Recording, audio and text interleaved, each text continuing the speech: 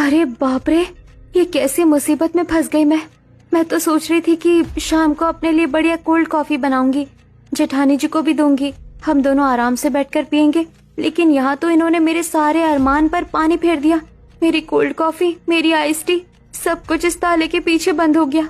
रूही ये सब देखकर उदास थी। तभी सुमन किचन में आती है और रूही के कंधे पर हाथ रखते हुए कहती है, अब तुम्हें समझ आया रूही, मैंने क्यों कहा था कि जब पता चलना होगा तो पता चल जाएगा।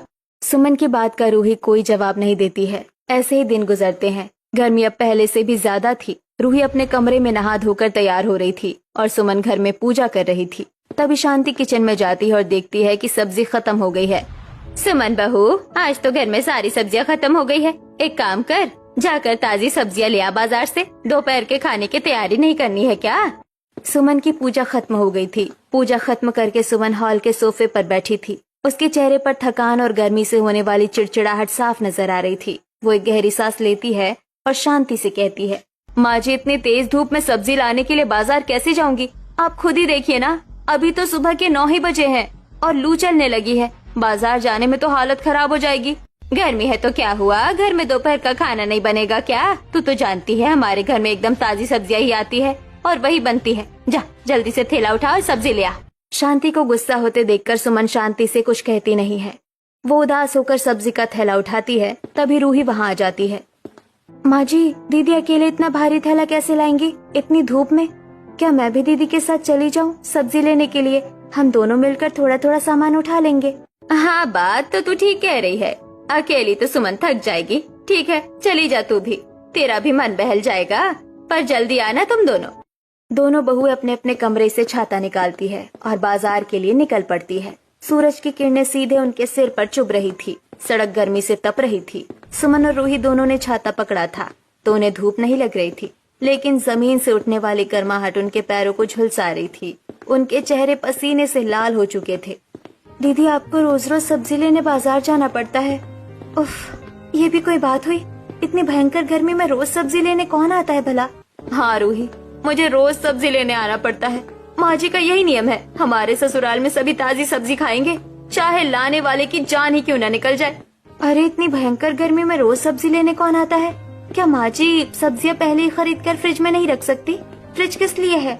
अरे पागल, मेरे सामने बोल दिया सो बोल दिया, लेकिन माँ जी के सामने भूल कर भी ये बात मत कहना, वरना हम दोनों की ऐसी वाट लगाएंगी कि हम कहीं के नहीं रहेंगे। उन्हें फ्रिज में रखी सब्जियां खाना बिल्कुल पसंद नहीं है। उन्हें लगता है कि फ्रिज की सब्जी मतलब जहर। चल अब जल्दी कर, वरना लेट हो गया तो अलग से ताना सुनेंगे।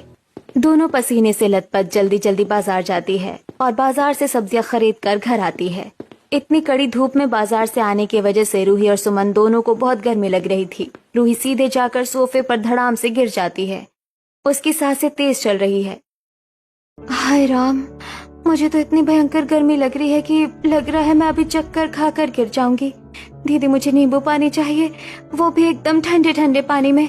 प्लीज दीदी, एक गिलास ठंडा शरबत बना दो ना। रूही को ज्यादा गर्मी में धूप में निकलने की आदत नहीं थी, इसलिए गर्मी की वजह से उनकी हालत खराब हो गई थी। उसकी हालत देखकर सुमन को हंसी आ जाती है। अच्छा बाबा, तू बैठ, मैं जाकर तुम्हारे लिए नींबू पानी लाती हूँ। सुमन रसोई में जाती है। रूही आंखें बंद करके ठंडे फ्रिज के पानी और नींबू के टेस्ट को इमेजिन करने लगती है। कुछ मिनटों बाद सुमन एक गिलास लेकर आती है जो मटके के पानी से बना था। ले, पी ले। रूही खुशी से ठंडा पानी लेती है, लेकिन गिलास पकड़ते उसका मुंह बन जाता है। गिलास बिल्कुल भी ठंडा नहीं था। दीदी, ये क्या है? मटके का पानी? आपने मुझे मटके का पानी दे दिया। मुझे तो फ्रिज का ठंडा ठंडा पानी चाहिए था। मुझे तो ठंडा शरबत पीना था। रूही ठंडा ठंडा शरबत पीने के लिए ड्रामा कर रही थी। तभी शांति देवी अपने कमरे से बाहर आती है। उन्होंने रूही की बात सुन ली थी। ये सब क्या है बहू? तुझे फ्रिज का पानी पीना है? कितनी बार समझाया है तुझे, फ्रिज का पानी अच्छा नहीं होता है, उससे गला खराब हो जाता है, बीमारियां होती है। मटके का पानी ही सबसे अच्छा होता है सेहत के लिए। लेकिन माँ जी, बाहर से आए हैं, इतनी गर्मी है, थोड़ा ठंडा पानी तो शरीर को चाहिए ना। कितनी बार समझाऊं तुझे, फ्रिज का पानी मतलब बीमारियों का घर। चुपचाप मटके का पानी पी, समझी? और हाँ, पानी पीकर जल्दी से घर के काम में लग जा। सुमन बहू खाना बना दे रही है, तू घर में पोछा लगा दे। शांति देवी वहाँ से बड़बड़ाते हुए चली जाती है। रूही गुस्से से लाल हो जाती है। वो मटके के पास जाती है और उसे घूरने लगती है। दीदी, मेरा मन तो कर रहा है कि इस मटके को पकड़कर अभी जमीन पर पटक दूं, फ्रिज होते हुए भी मटके का पानी कौन पीता है? ये कैसा ससुराल है? रूही शांति का गुस्सा मटके पर उतार रही थी कि तभी अचानक शांति वहाँ आ जाती है। अरे छोटी बहू, तूने मटके को ऐसे क्यों पकड़ा है? तोड़ने का इरादा है क्या इसे? शांति की बात सुनकर रूही डर जाती है। वो मटके को आराम से रख देती है। नहीं नहीं माँ जी, मैं तो बस पानी देख रही थी। शांति देवी फिर से चली जाती है। सुमन रूही की हालत देखकर अपनी हंसी नहीं रोक पाती और जोर से हंसने लगती है। अरे छोटी, तेरा चेहरा देखने लायक था। मत पंगे ले माँ जी से, चुपचाप मटके का पानी पी ले। सुमन की बात सुनकर रूही भी हंसने लगती है। ऐसे ही दिन गुजरते हैं। एक दिन सुबह सुबह सुमन ससुराल वालों के लिए नाश्ता बना रही थी और रूही मटके में पानी भर रही थी। तब इतनी भयंकर गर्मी पड़ रही है कि इंसान का खून तक उबल जाए, पर हमें ठंडा पानी पीने को नसीब नहीं होता है। मेरा मन तो करता है कि मैं मायके चली जाऊं, कम से कम वहाँ तो मुझे ठंडा पानी पीने को मिलेगा।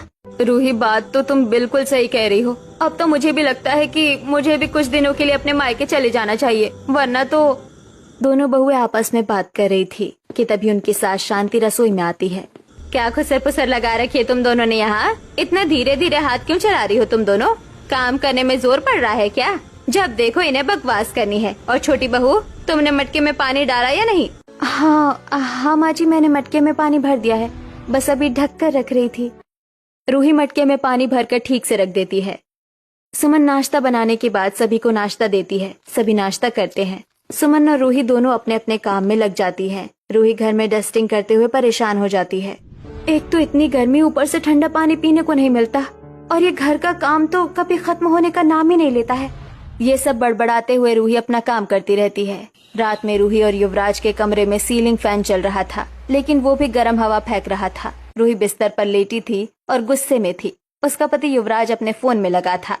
यार, मुझे समझ नहीं आता, जब देखो माँ जी मटके का पानी पीने को बोलती रहती है। मुझे मटके का पानी बिल्कुल नहीं पीना है, मुझे ठंडा फ्रिज का पानी पीना है। मुझे तो वही अच्छा लगता है। अरे यार, तुम समझती क्यों नहीं हो?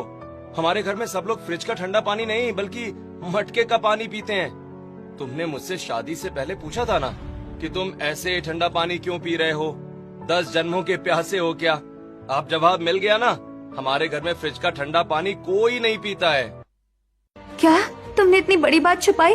हद होती है यार, कैसे ससुराल में आ गई हूँ मैं। एक तो घर में इतना बड़ा फ्रिज है और हम पानी मटके का पी रहे हैं। देखो रूही, हमारे परिवार में पीढ़ियों से मटके का ही पानी पिया जाता है। ये सेहत के लिए अच्छा है। तुम्हें भी बल्कि इसकी आदत डाल लेनी चाहिए। रूही अपना सिर पकड़ लेती है। रूही और युवराज में थोड़ी बहस हो जाती है, पर दोनों सो जाते हैं। अगले दिन शाम को विवेक और युवराज अपने अपने ऑफिस से आते हैं। दोनों ने लोकल ट्रेन का सफर किया था और गर्मी से उनका बुरा हाल था। वो पसीने से नहाए हुए थे। घर आते ही वो सोफे पर गिर पड़ते हैं। ओफो, कितनी भयंकर गर्मी है आज। लोकल ट्रेन में तो खड़े खड़े ही हालत खराब हो गई। सुमन, जरा एक गिलास पानी तो लाना जल्दी से। हाँ रूही, मेरे लिए भी एक गिलास पानी लाना, बहुत तेज प्यास लगी है। सुमन और रूही दोनों अपने अपने पतियों के लिए मटके का पानी लेकर आती हैं। लीजिए पानी। दोनों पति एक साथ पानी पीते हैं और तुरंत ही थू थू करके पानी बाहर निकाल देते हैं। थू, ये कैसा पानी लेकर आई हो तुम लोग? ये पानी है या उबली हुई चाय? इतना गर्म पानी कौन पीता है भाई? अरे, ये मटके का ही तो पानी है। आपने तो कहा था कि आप लोग पीढ़ियों से मटके का पानी पीते आ रहे हैं। पीजिए अब अपना पीढ़ियों वाला मटके का पानी। लेकिन मटके का पानी इतना गर्म कैसे हो सकता है? मटके का पानी तो ठंडा होता है। इसमें और बोतल के पानी में तो कोई अंतर ही नहीं लग रहा है। अब इसमें और बोतल के पानी में कोई अंतर नहीं है। इतनी भयंकर गर्मी पड़ रही है, मटका भी बेचारा कितना पानी ठंडा करेगा। तभी शांति देवी बाहर आती है। दोनों बेटे अपनी माँ से शिकायत करने लगते हैं।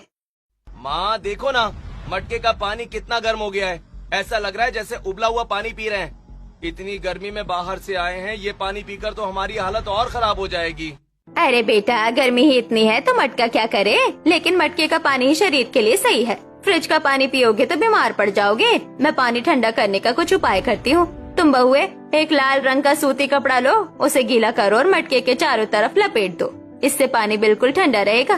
तुम लोग हर घंटे कपड़े गीले करके रखना। शांति की बात सुनने के बाद विवेक और युवराज हार मानकर अपने अपने कमरे में चले जाते हैं। सुमन और रूही एक दूसरे को देखती रहती है। दीदी, हमारी प्लानिंग तो फेल हो गई। हमने तो सोचा था कि अपने पति को थोड़ा गर्म पानी देंगे, तो वो दोनों सासू माँ को बोलकर फ्रिज बुलवा देंगे, लेकिन यहाँ तो सब उल्टा पड़ गया। अब हम लोग कर भी क्या सकते हैं, हमारे नसीब में तो फ्रिज होते हुए भी मटके का पानी पीना ही लिखा है। अब रूही और सुमन की एक नई ड्यूटी शुरू हो गई थी। हर 1-2 घंटे में मटके के लाल कपड़े को गीला करना, ये उनके लिए किसी सजा से कम नहीं है। एक दिन रूही दोपहर की चिलचिलाती धूप में छत पर कपड़े सुखाने जाती है। वो पसीने से तरबतर थी। जैसे ही वो नीचे आती है, शांति डाइनिंग टेबल पर बैठकर आम काटते हुए उसे आवाज लगाती है, बहू जा जाकर मटके का लाल कपड़ा बदल दे, सूख गया होगा अब तक। हे भगवान, अभी तो छत से सूख कर आई हूँ, अब ये मटके का कपड़ा फिर से भिगा कर रखो, मैं तो तंग आ गई हूँ। रूही बेमन से जाकर मटके के पुराने कपड़े को फिर से भिगोकर उस मटके में लपेट देती है। उसी रात रूही और सुमन रसोई में रात का खाना बना रही थी। उसने बहुत मेहनत से लौकी का रायता बनाया था। सभी खाना खाते हैं। रूही, रायता तो बहुत ही टेस्टी बना है। हाँ, एक काम करना, अगर बच जाए तो कल मुझे नाश्ते में भी यही दे देना। युवराज के मुंह से तारीफ सुनकर रूही खुश होती है। वो किचन में आती है और बचे हुए रायते को एक कटोरे में रख देती है। दीदी, लौकी का रायता कहाँ रखूं? फ्रिज में तो रखने नहीं देंगी माँ जी। मटके के ऊपर रख दे, वही ठंडा रहेगा शायद। रूही रायते को मटके के ऊपर रख देती है। अगली सुबह नाश्ते की मेज पर सब बैठे हैं। रूही रायता परोसती है। रायते का एक चम्मच मुंह में लेते ही युवराज का मुंह बन जाता है। अरे थू, थू, ये क्या है रूही? ये तो पूरा खराब हो गया है, इसमें से महक आ रही है। हाँ, ये तो सच में खराब हो गया है। अब जब आप लोग फ्रिज का इस्तेमाल करने ही नहीं देते हैं तो चीजें खराब तो होंगी ही ना। मटके के ऊपर रखने से रायता रात भर में खट्टा हो गया, अब मैं क्या करूं? शांति ये सब सुन रही है, लेकिन वो चुप रहती है। उसी दिन दोपहर को रूही और सुमन अकेले बैठी थी। दीदी, अब पानी सर से ऊपर जा रहा है, मुझे कैसे भी करके फ्रिज का ठंडा पानी पीना है। अगर ऐसा ही रहा तो मैं तो गर्मी से पागल हो जाऊंगी।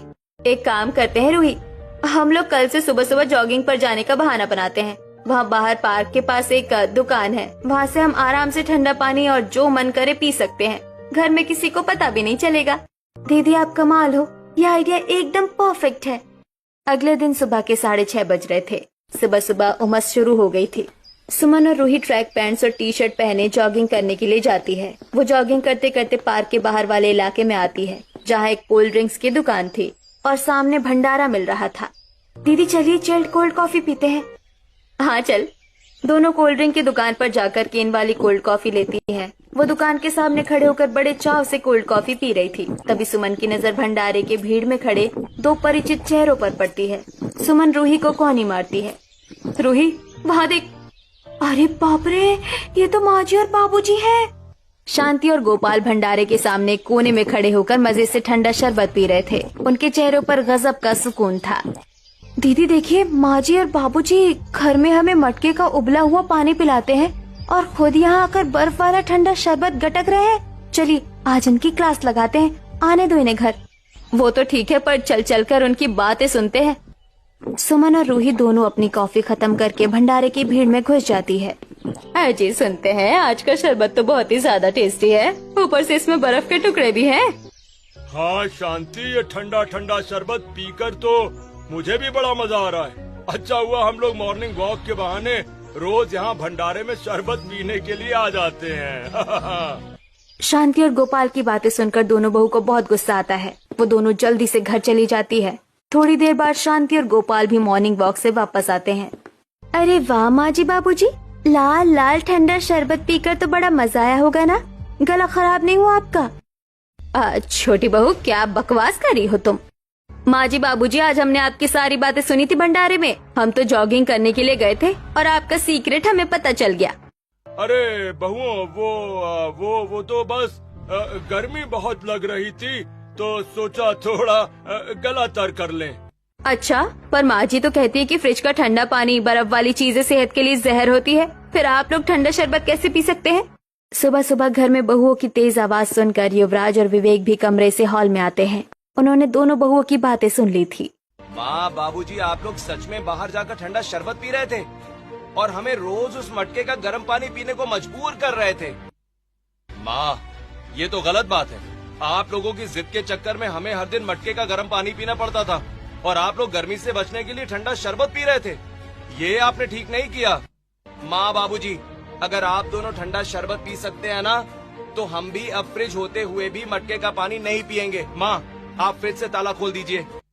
शांति बिना कुछ कहे किचन में जाकर फ्रिज से ताला खोल देती है। अब दोनों बहुएं खुशी से ठंडा पानी पीने लगी थी और फ्रिज में बचा हुआ खाना रखने लगी थी। शाम को जब दोनों के पति घर आते तो वो उन्हें फ्रिज का चिल्ड ठंडा ठंडा शरबत देती है।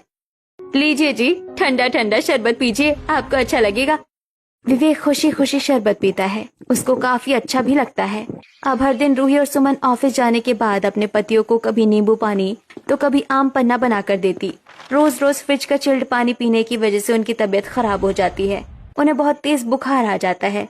रूही और सुमन घबराकर डॉक्टर को बुलाती है। इन्हें ठंडा गर्म लग गया है। क्या ये गर्मी से आकर ठंडा पानी पीते थे? हाँ, इसलिए इनकी तबीयत खराब हुई है। गर्मी से तुरंत आकर चिल्ड फ्रिज का पानी पीने से तबीयत खराब हो जाती है। लेकिन टेंशन की कोई बात नहीं है। मैंने फिलहाल दवाई लिख दी है, आप टाइम से इन्हें दवाइयाँ दीजिएगा। ये लोग जल्दी ठीक हो जाएंगे। इतना कहकर डॉक्टर चला जाता है। इसीलिए तो मैं तुम दोनों को फ्रिज का ठंडा पानी इन्हें देने से मना करती थी। हमें माफ कर दीजिए माँ जी, हमने आपकी बात को नहीं समझा, लेकिन हमें अपनी गलती समझ आ गई है।